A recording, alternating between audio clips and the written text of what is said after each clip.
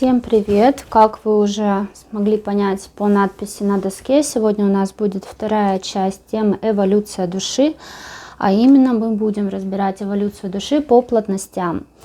Значит, для тех, кто уже немного подзабыл, хочу напомнить кратенько, да, что мы с вами в прошлом видео смотрели по третьей, по четвертой плотности. Также я немного пересмотрела то видео и поняла некоторые моменты, которые я упустила. Касательно, не объяснила разницу между третьей и четвертой плотностью, касательно того, что третья плотность, сейчас мы еще чуть-чуть пройдемся по теме третьей и четвертой плотности и будем дальше смотреть. Смотрите, третья плотность.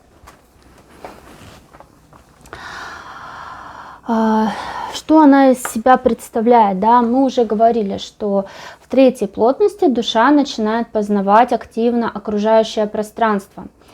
То есть она познает физическую составляющую, физические свойства окружающего мира, окружающего ее материи. То есть фактически это не просто там энергия или еще что-то, а именно, что материя, то есть вообще душа познает, мы с вами, да, помним, что она познает у нас Вселенную, и от этого она развивается.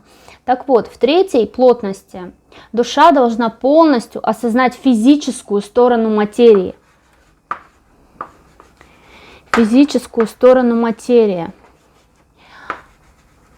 Если мы берем и на что-то переводим на русский язык, то, грубо говоря, она познает именно все физические свойства.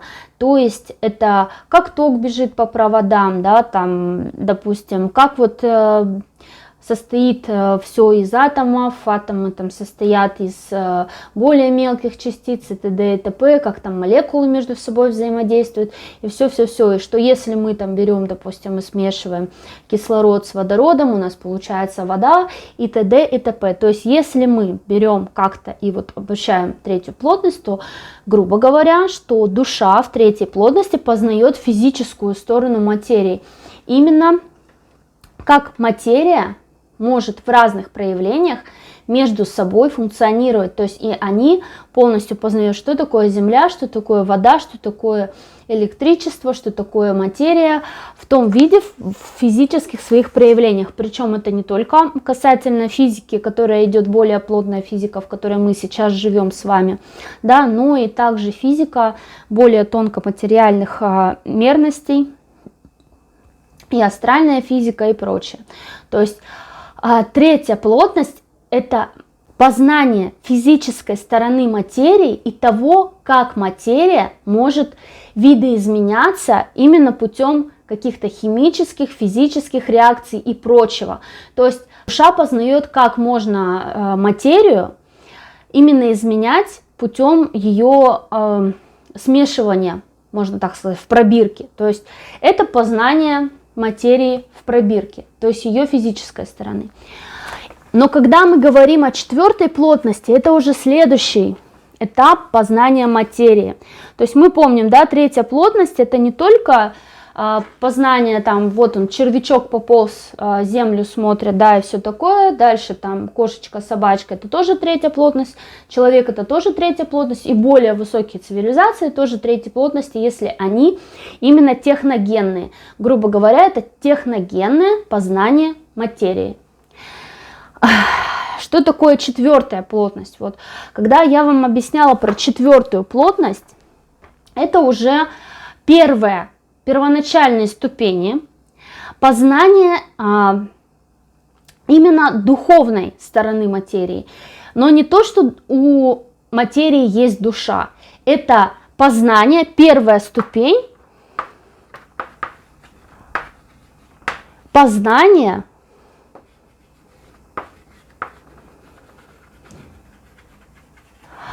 взаимодействия души с материей.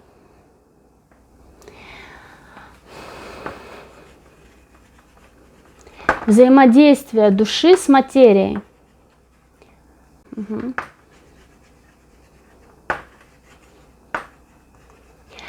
То есть, понимаете, да, то, что мы с вами говорили, что душа влияет, да, энергия материи подчиняется энергии духа. И по сути, то матричное пространство, которое мы видим, то есть душа формирует именно каркас материи. То есть это она задает материи определенные свойства. Это она формирует своей энергией именно окружающее нас пространство. Вот. И в четвертой плотности начинается именно процесс познания души, именно взаимодействия ее энергии, внутренней энергии ее духа с материей. То есть это самые первые начальные ступени, школа, там с 1 по 3 класс, грубо говоря. Вот, когда душа начинает это изучать. Ну и тут мы уже начинаем с того, что, во-первых, да, то, что я говорила в прошлом ролике, первостепенное это то, что душа начинает осознавать, что она своими мыслями, своими эмоциями, своим намерением влияет на окружающую реальность. И то есть она начинает простраивать свою реальность, самая первая, да, ступень, здесь и сейчас. То есть самое первое воздействие – это воздействие именно на реальность, на какие-то менее физические проявления, скажем так. То есть больше выстраивание каркасов ситуаций и каркасов каких-то проявлений, то есть нежели что-то материализация. И также в четвертой плотности идут первые также ступени познания энергетики самой души. Хотя если мы берем третью плотность, то так или иначе, то есть душа познает какие-то энергетические моменты свои, но там еще нет осознанности управления этими процессами, осознанности управления этой энергией, если это, естественно, не душа более высокой плотности, то в четвертой плотности душа уже этими процессами, именно своими энергетическими процессами, учится управлять. То есть это идет обучение, именно познание взаимодействия души с материей, то есть энергии духа и материи, как энергия души может влиять на материю. Первая ступень – это четвертая плотность, то есть это формирование реальности, ситуаций там, допустим, каких-то, формирование каких-то малых каркасов материальных, матричных, а также познание энергии в том плане, что управление энергией собственного тела. Вот, это четвертая плотность. Поэтому мы с вами, когда говорим, что как вот мы переходим в четвертую плотность, я, в принципе, это уже озвучивала. То есть четвертая плотность – это не то, что с неба на нас начнут сыпаться золотые монеты, это не то, что мы переходим в новый удивительный мир или еще что-то. Это физическое свойство пространства четвертой плотности, там менее плотная материя. То есть это я объясняла вам, что плотность материи, да, зависит от именно физических проявлений этого пространства. И тут у нас плотность материи менее плотная, да, вот, если так говорить. То есть, опять же, повторение мать учения, давайте. Третья плотность. Если в третьей плотности я говорила, что это была как вода, как деготь, вязкое что-то, то в четвертой плотности это что-то быстрое. И для того, чтобы было понимание, как вот мы, допустим, берем тройку и четверку, да, смотрите, мы берем и закидываем намерение. То есть намерение – это наша мысль, мыслеформа, которую мы образовали, да, в своей голове. Там, неважно, какая она будет, негативная или позитивная, да, все зависит от нас, ту, которую мыслеформу мы задаем. Вот, ну, давайте, допустим, вот, взяли по теме болезней, мы уже там, что, как мы там думали, да, ой, я чихнула, Саша заболел, там, или Маша чихнула, Саша заболеет. Вот давайте эту мысль, да, вот эта мыслеформа. Вот она, мысль третьей плотности и мысль, эта же мысль, точно такая же в четвертой плотности. То есть каким образом эта мыслеформа, вот она, это реальность, да, то есть то, что отражается уже в окружающем пространстве. Так вот, В чем разница между третьей плотностью и четвертой плотностью? В третьей плотности материя более вязкая. То есть эта мысль для того, чтобы ей реализоваться в пространстве, она более медленно начинает формироваться, выстраиваться в какой-то каркас, да, который этот каркас, вот он выстроился, не выстроился там, и только потом он заходит в реальность и начинает в ней уже раскручиваться. Вот. Ну, допустим, возьмем, условно выражаясь, скорость формирования этого вот момента, да, от начала мысли до его реализации. Ну, давайте возьмем, грубо говоря, условный 1 час. Вот так вот. Это условный 1 час. Но если брать, ну, давайте возьмем, нет, не час, давайте возьмем неделя, 7 дней, да, 7 дней, неделя на формирование вот этого каркаса, на то, чтобы эта мысль сформировалась, для того, чтобы она выстроился какой-то каркас. Этот каркас медленно начал вот здесь вот раскручиваться. То есть для того, чтобы была определенная картина того, что я чихнула, да, там Маша чихнула, Саша заболел. То есть на этот расклад ему надо 7 дней. Что в четвертой плотности мы видим? Не успела мысль эта сформироваться, тут же она запустилась в пространство, тут же здесь у нее нет вязкости абсолютно никакой, да, у нее воздушное пространство. И тут она вот просто каркас сформировался, запустилась и начала вот так вот быстро раскручиваться. Скорость 1 день.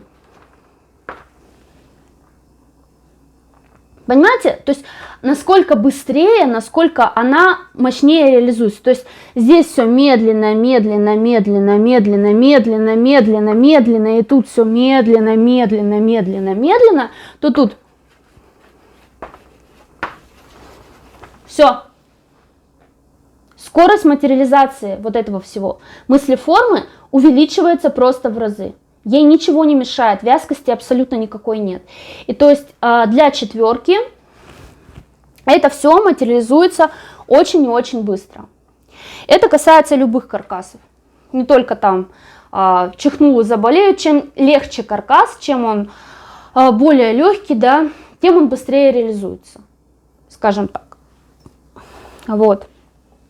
Опять же, тут еще момент зависимости от силы намерения, да, того, кто запускает это все и прочее. Но, тем не менее, скорость и сопротивление, то есть если мы берем какую-то физику понятную, то здесь идет момент определенного сопротивления, да, вот, допустим, как сила трения, кто понимает, о чем я.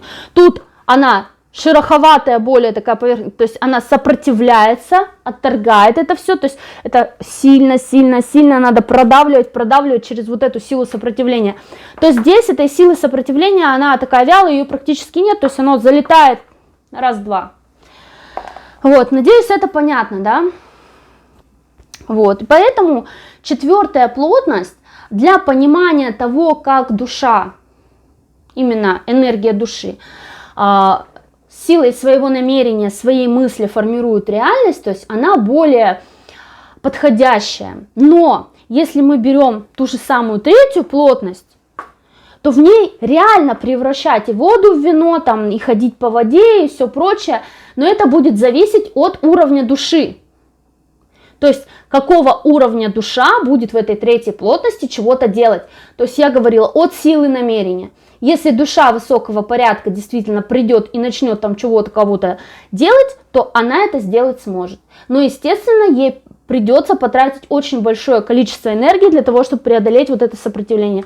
То есть если там даже не в четвертой, а в более высокой плотности у нее вот эти вот моменты там, ну, элементарнейшие, да, будут получаться просто вот так вот, то есть там, по щелчку пальцев это все материализовываться без всяческих даже вот, он даже не задумывается о том, что он делает, идет и идет, да, там по этой воде, допустим, то в третьей плотности ему придется поднапрячься для того, чтобы вот эту силу сопротивления преодолеть.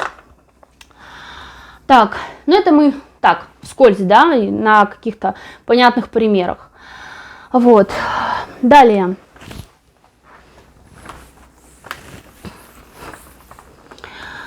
Если с четверкой нам все понятно, давайте перейдем на пятерку. Пятая плотность. Чем же у нас отличается пятая плотность от четвертой? В пятой плотности это продолжение, то есть это уже, можно сказать, вторая ступень познания того, как душа может влиять на материю, то есть влияние души на материю.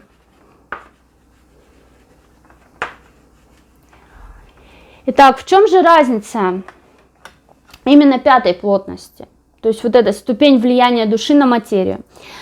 В пятой плотности там еще меньше сопротивления. То есть, да, если тут воздушное пространство, то там оно еще более воздушное. То есть то, что было в четвертой плотности, в пятой, это вообще по щелчку пальцев, да, происходит. Вот, но в пятой плотности уже какой идет момент? Ступень влияния. Это уже физическое проявление. То есть если мы в четвертой плотности, это больше было создание каких-то каркасов, ситуаций, да, еще чего-то, то тут уже конкретно создание физических моделей путем намерения из чистой энергии материи. Это пятая плотность. То есть, что такое влияние, да, души на материю именно физической составляющей? Это, то есть, те каркасы, которые в третьей плотности там были, допустим, я не знаю, там, персик, яблоко, там еще чего-то, да, это все материализуется просто по щелчку пальцев. То же самое вино, воду в вино превращать, еще что-то такое делать. Вот, это именно пятая плотность. То есть в пятой плотности души, можно сказать, что пятая плотность это такой мир меча и магии. Ну, не так совсем, что как в книжках рисуют, но что-то типа того. То есть там и техногенные тоже моменты, очень много их, но и помимо техногенных моментов, есть еще моменты того, что эти души, естественно, могут уже формировать какие-то предметы, какие-то, я не знаю, создавать те же самые фрукты, да, еще что-то, то есть из чистой материи, то есть формировать что-то в руках, зажигать огонь там, да, фаербол какой-нибудь там в руке, воду там делать и все прочее, то есть просто, ну, выражаясь так образно, из воздуха, просто из воздуха, то есть они берут энергию материи и задают этой энергии материи уже не просто какой-то каркас, который потом простраивается в событийную линию, да, но уже, можно сказать, они создают там золото просто из воздуха. Это пятая плотность. То есть идет обучение именно материализации энергии материи. То есть создание вот этих каркасов из молекул и прочего с определенными свойствами, нужными этим душе, путем чистого намерения. Надеюсь, понятно. Так. Сейчас посмотрю, сколько у нас по времени. Если мы успеем, еще шестую разберем плотность. Так, по времени у нас, в принципе, нормально. Всего 20 минут засняли. Итак, и шестая плотность. Что такое шестерка? Шестерка, по сути, тут уже идет переходная ступень. Переходная ступень в каком плане? Когда душа познала, как она может влиять, да, на энергию материи, что как выстраивать вот эти каркасы, как именно энергия души взаимодействует с энергией материи, то есть в шестой плотности это уже познали, и что именно идет познание, путь познания в шестой плотности. А в шестой плотности путь познания идет уже более других процессов. То есть это уже начинается первая ступень более сложного обучения. А более сложное обучение у нас это именно путь уже от простой души, которая познает какие-то состояния и познает эту вселенную как в физическом ее проявлении, так и в проявлении основных законов, то есть, да, вот эти вот основные законы того, что душа влияет на материю, тут уже начинается первая ступень принципа равенства, я бы сказала. Но это принцип равенства, это мы берем за именно светлую сторону. Вот. Кстати, то, про что я вам говорю. Вот вплоть до 5-й плотности, забыла сказать, плотность идет смешанная. То есть там нет разделения пространств на светлые и темные пространства. Да? Вообще, начиная с 4-й плотности, разделение оно идет, но оно еще смешанное. То есть, чем больше плотность, чем выше, тем больше идет разделение между пространствами светлых и темных. То есть плотности, про которые мы говорим, у светлых и у темных, можно сказать, разные. 3 общая. Еще там пространство вообще полностью смешанное. Когда мы берем 4, оно уйдет уже по пути такого небольшого разделения, потому что чем выше мы берем, тут даже не такой надо нарисовать, сейчас немного отвлеклись, но я думаю, сейчас это нужно понять. Смотрите, вот такая вот у нас условно кривая. Вот здесь условная 1 плотность там идет, да, условная 2, условная 3 и так далее. Только у нас идет наоборот, не от центра, можно сказать, а от окраины Вселенной. То есть вот это вот идет смешанная. 1, там 2, 3, они идут еще общие. То есть вот эти вот моменты. Здесь они еще смешанные. Вот. Но чем ближе к центру, тем они больше разделены. То есть от 5 идет уже разделение. 3 смешанная, то есть темные и светлые могут существовать в одном пространстве, потому что диапазон частоты у них идет, допустим, общий какой-то. Еще и те, и другие души, они еще более низкого порядка, то есть 3, да, плотности. Они еще примерно, разница диапазона частот у них не такая большая, как у более высоких душ. То чем выше сюда идем мы, тем, что-то я неправильно нарисовала. Так, давайте условно все-таки нарисуем вот эту вот такую прямую. То есть смотрите, здесь у нас условный 0 идет, да, дальше мы рисуем 1 там минус 1, 2 минус 2, 3 минус 3, то есть диапазон частот, да, и так далее. То есть тут уже дальше 4 минус 4 и т.д. То есть здесь у нас идет, если еще не такой большой разрыв частот, и они еще могут находиться в общем каком-то энергетическом пространстве, вот, то если мы берем более какие-то высокие частоты, то есть, допустим, вот, возьмем сразу побольше, допустим, 1, тут сразу минус 3 нарисуем, чтобы нам было понятно, тут 3, да, вот, и если мы уже берем там частоту 4, минус 4, 5, минус 5 и так далее, то есть тут уже частота, диапазон частот идет очень большой разрыв, очень большой. И здесь вот эти моменты, то есть чем больше,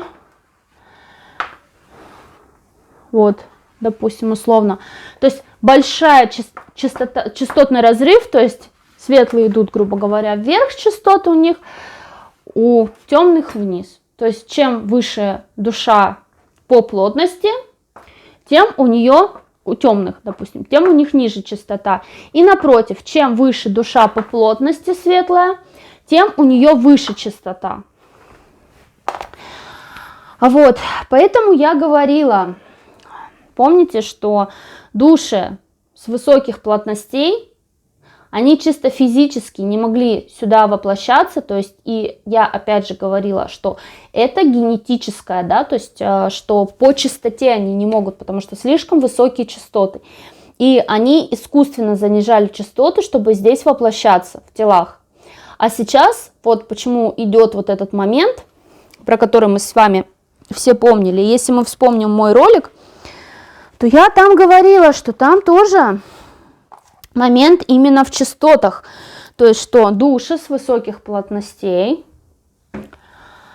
они чувствуют этот момент. И тут речь не в чем-то таком, а именно в частоте, что частота, их частоты, больше не сможет выдержать тело.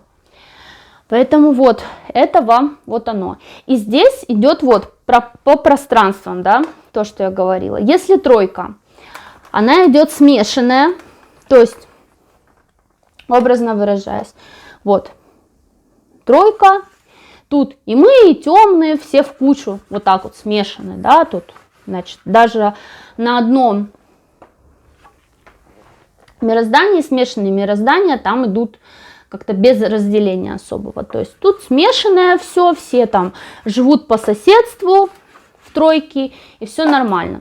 В четверке, если мы берем по диапазону, там уже более обособленно идет, то есть там уже идет разделение пространств по мерностям.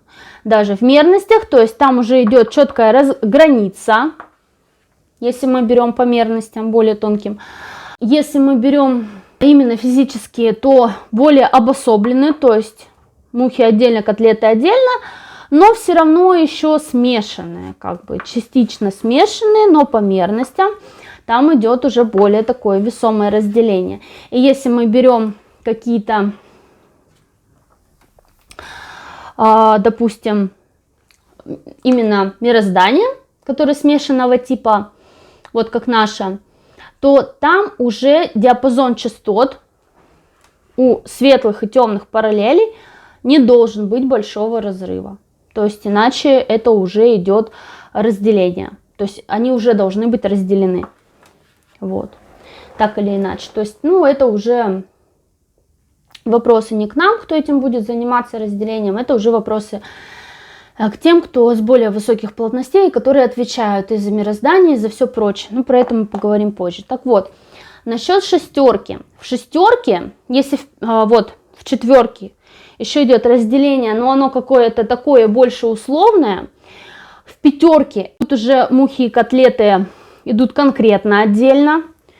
То есть не только, но и в самих мирозданиях тоже. То есть светлая сторона, можно сказать, с одной стороны, то есть диапазоны частот, темная сторона с другой стороны. Но разделение пространства, оно опять же идет и условное, и более-менее какое-то вот такое.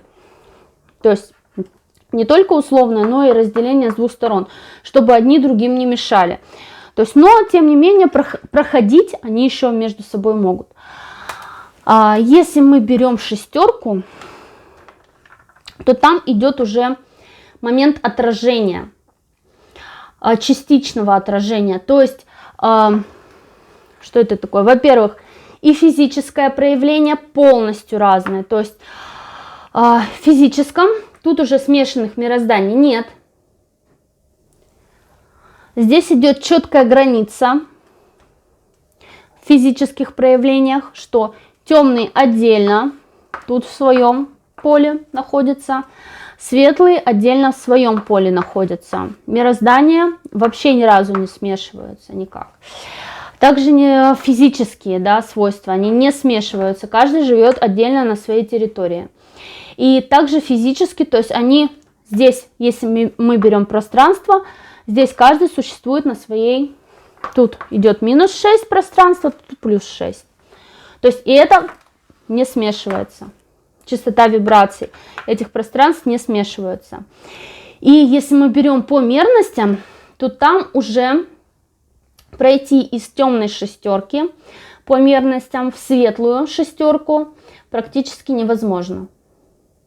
Оно есть некоторые моменты, но сама душа отсюда вот сюда пройти уже не сможет физически сильно, потому что иначе она здесь просто не выдержит вот этот диапазон частот.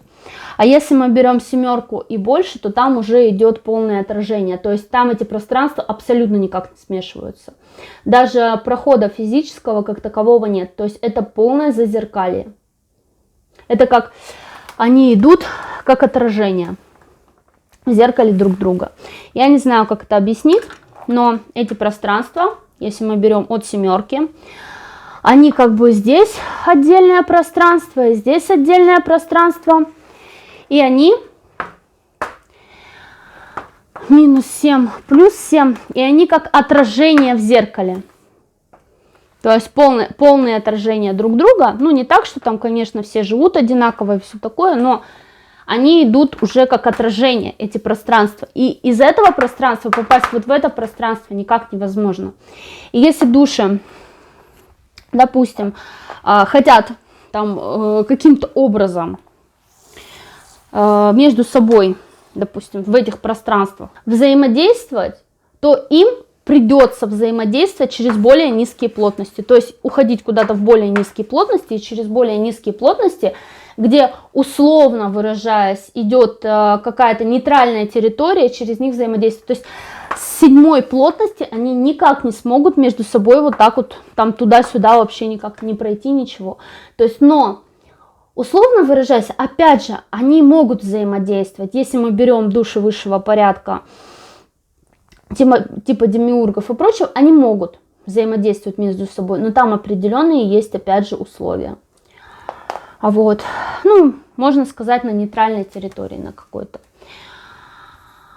Есть нейтральные территории тоже по этим моментам, но это уже тоже отдельно. Это уже вне плотностей они идут. Нейтральная территория это. Так. На чем мы остановились? Мы остановились на 6 плотности. Так вот, в 6 плотности уже идет полное разделение, как я вам сказала, в физическом, да, пространстве. То есть темные отдельно, светлые отдельно.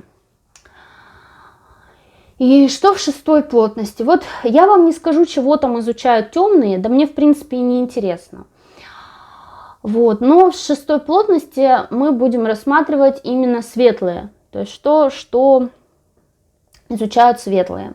Потому что путь развития темных я, в принципе, не смотрела, мне он не особо интересен, и я не думаю, что вам тоже особо интересно. Но я думаю, там примерно смысл у всех одинаковый, да.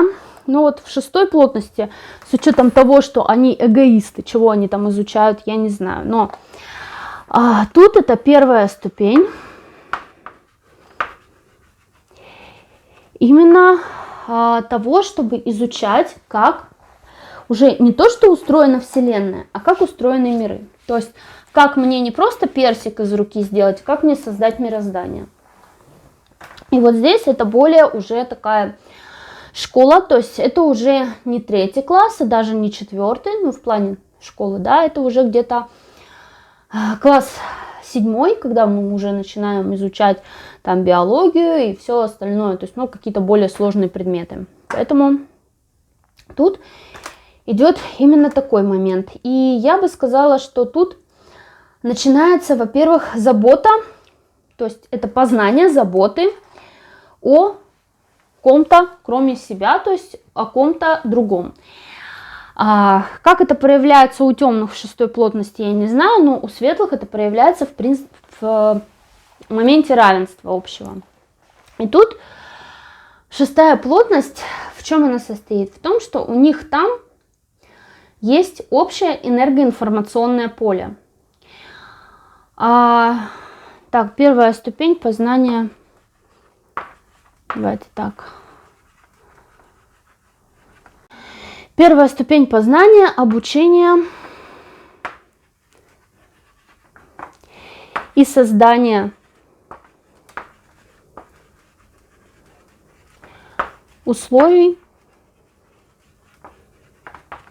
для обучения других.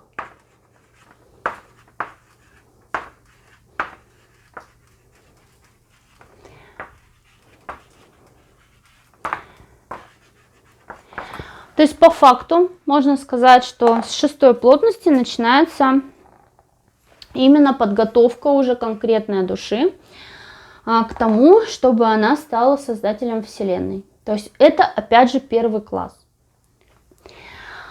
А вот если мы берем именно душа готовится стать уже создателем целой Вселенной, это 1 класс.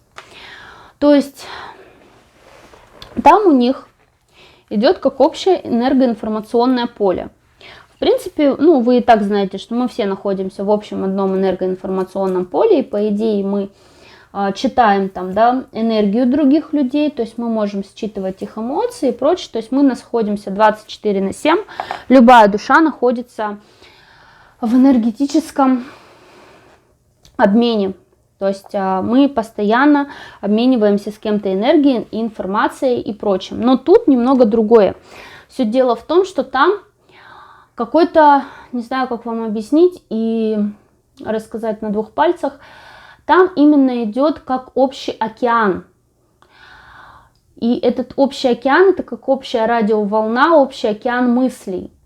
То есть любая мысль, любой вообще вот посыл, все, что каждая душа там в шестой плотности чувствует, эмоция, мысль, ее внутреннее ощущение, все, оно именно вот в этом общем энергетическом океане отражается. И по сути они там, каждый, являясь отдельной единицей, уже учатся быть единым целым между собой, то есть быть единым целым со Вселенной и быть единым целым между собой, то есть именно функционировать как единое целое, я не знаю, как общность, структура, да, то есть знание одного – это знание всех. Мысль одного – это мысль, которую знают все. И у них там, в принципе, не существует такого понятия, как недоверие, да, к кому-то. Они, в принципе, там, у них нету там момента того, что ложь, обман какой-то может быть, или еще что-то такое. Потому что любая мысль, любое вообще все, что душа это почувствует, оно тут же отразится в общем информационном океане. Ощущения очень интересные. И, наверное, те, кто ни разу там не был, его не ощущал такое, я не знаю даже, как это вам описать. Вот. Но по сути это как уже они учатся быть единым целым. И тут именно идет первые моменты обучения того, что ты единое целое с другими, твое обучение это обучение других, и ты ответственен за других. То есть какой-то вот идет такой момент. И у них там тоже очень много различных форм, очень много различного всего. Но вот этот момент познания, да, достаточно очень интересный вот в этом общем информационном поле. И то же самое технологии, не технологии, то есть они все между собой, разные планеты, там разные мироздания, разные все, параллели, все, они все как единое целое, то есть они... Это обучение, наверное, вот как вам сказать, когда ты чувствуешь каждую душу, и ты учишься взаимодействовать с каждой душой. То есть если мы берем светлую плотность, шестую, то они там все между собой дружные, и там все вот эти вот мироздания, все параллели, все, они все между собой... можно сказать, общаются, все между собой чего-то делают, что-то там у них какие-то договоренности, все. То есть у них вся их плотность, она невероятно просто дружная. Они там все как единое целое. То есть они там как одна единая община. Вся плотность, то есть это представьте, это сколько там миров, сколько там всего, и это все как одно единое целое. Работает дружно, слаженно и на единой какой-то волне. Хотя есть там мироздания, которые техногенно развиваются, есть которые не техногенно, каждый занимается там своим, да, у каждого какие-то свои моральные ценности, еще что-то, то есть у них разные культуры, все, но это все одно единое целое. Вот это именно шестерка. Так, сейчас я посмотрю по времени. Наверное, будем закругляться. Уже 40 минут. У меня не так уж и много времени. Поэтому давайте сегодня на шестой плотности остановимся. Также кто что понял, кто что не понял. По этому моменту, если вы не понимаете, да, почему в шестерке, допустим, именно идет вот такой момент обучения, потому что дальше, если мы уже берем семерку, вот там уже будет обучение более таким вещам, когда эти души уже будут готовиться к тому, что не просто отвечать там за себя, жить свою жизнь и жить ради себя. То есть это уже будет момент того, что они будут, ну так или иначе, жить не только для себя, но и для других. То есть души 7 плотности, они уже начинают работать в канцеляриях мироздания, они уже начинают работать, допустим, воплощаться в других плотностях, более низких, да, и там проходить моменты обучения того, что отвечать за более маленькие души, вести их, какие-то определенные создавать не то что ситуации, а именно моменты вести и мироздание в определенном русле, да, и параллели, тоже мироздание в определенном русле, и там они уже, у них определенные миссии есть, а не просто я живу для себя, как хочу и прочее. Но естественно, что этот момент тоже мы не упускаем, потому что никто не может заставить душу, да, делать то, что она не хочет. Но это уже более такие сложные обучения идут. И вот 6, она как раз-таки готовит к тому, чтобы эта душа начала не просто жить ради своего удовольствия, просто познания какие-то ради своего удовольствия, но уже и, можно сказать, служение в общее благо, да, то есть какие-то ее моменты рождения, все для общего блага всех. То есть можно сказать в 6 плотности еще, что душа познает именно момент безусловной любви ко всем остальным. То есть и чувство вот этого полного единения. Опять же, я повторюсь, что я это все говорю конкретно для 6 плюсовой плотности, то есть для именно путь светлых. Чего там у темных, без понятия, но там у них, наверное, свои моменты.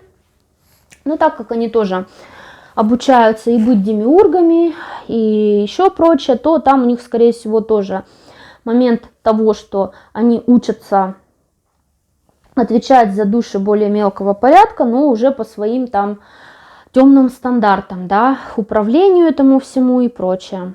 Вот. Как бы, ну, я уже говорила, я не особо знаю, чего там у них происходит в более высших плотностях обучения, поэтому за них ничего говорить не могу. Вот. Надеюсь, вам понятна, да, эволюция в этом плане и к чему она движется. То есть, условно выражаясь, это опять же все, если простым русским языком, то сначала душа, да, учится ходить, потом она учится говорить, да, условно там выражаясь, как маленькие дети, вот, учится быть похожей на маму и папу. Потом она идет в школу, она изучает какие-то базовые там счет, да, письмо, там еще что-то. Вот, потом она уже начинает изучать более какие-то моменты сложные, физику, химию, биологию. Потом она выпускается со школы, идет в институт, там ее еще обучают. Потом она уже сама становится учителем, то есть идет, обучает других. Потом она учится уже более чему-то сложному, уже сама строит школу и так далее и тому подобное. Поэтому как-то так. Но это мы опять же с вами разберем, но уже начиная с 7 плотности. Да? Вот. Если я что-то еще потом вспомню, я вам расскажу. Вот. То, что я недорассказала за 5 и 6 плотность. Ну а на сегодня у меня, наверное, все. Вроде я ничего не забыла. Все вам рассказала. Простите, что ролик вышел, настолько вам его пришлось ждать, почти неделю. У меня тут семейные праздники вот проходят, поэтому мне было вообще не до этого. Плюсом у меня что-то тут все бытовуха, и я в ней полностью закопалась с головой. Вот, можно сказать так, очень много дел было. Ну, надеюсь, что мы с вами будем видеться почаще, и я не закопаюсь до конца. Вот в этом во всем. Кстати, тоже я помню про тему Нового года, то, что вы спрашивали, что Новый год, вот уже скоро-скоро, да, уже декабрь на носу. То есть стоит ли отмечать этот праздник, что вообще не так с этим праздником, что там елочку ставить, не ставить и прочее. Вот, ну, кому не интересно мое мнение на этот счет, как бы, ну, может не слушать, но я обязательно сниму насчет этого ролик, даже не переживайте. То есть про Новый год мы с вами обсудим, все обсудим и разберемся, что там к чему. Вот, поэтому не переживайте даже, то есть до конца декабря я точно ролик на эту тему сниму. Так, тут мне еще сказали такой момент, что в интернете ходят слухи насчет 6 плотности, вот, и не только 6, что вот в 6 плотности, как я вам сказала, да, души, они могут слышать мысли друг друга, то есть так как они находятся, в общем, вот этом океане мыслей, да. И что якобы в интернете ходят такие слухи, что души с 6 плотности, они могут слышать души там с 5 плотности, с 4 плотности, с 3 плотности, и якобы вот они все это слышат. Нет, это неправда. То есть души с 6 плотности находятся в общем океане мыслей именно душ 6 плотности. То есть этот океан мыслей распространяется только на 6 плотность. Все. Ни 4, ни 5 плотность, ни 3 плотность они слышать не могут. В общем океане вот в этом мыслей. И насчет того, что там идет очень много того, что вот якобы души там связываются с 6 плотностью, тут с кем-то что-то разговаривают, и тырым-бырым. Очень многие, кто притворяются там какими-то и душами 6 плотности и прочим, это темные. Не давайте не забывать про ложный свет, а он есть. Вот, так что вот такое дополнение небольшое к общему видео. Ну а у меня на сегодня все. Все, всем до скорых встреч. Пока-пока.